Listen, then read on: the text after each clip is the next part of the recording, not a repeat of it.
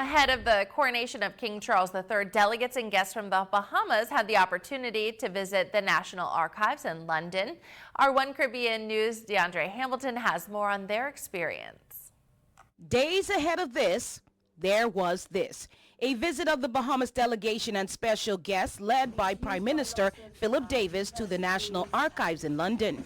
Even saw a dispatch that indicated that they should be burnt after reading because of some of the caustic and language used to describe the conditions that black Bahamians were under.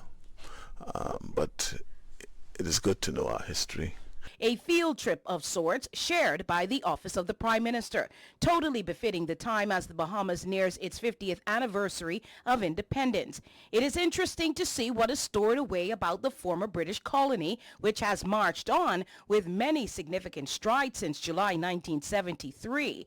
It was intriguing for the country's leader, he had to admit it, but more significantly, it was inspiring. To look at how we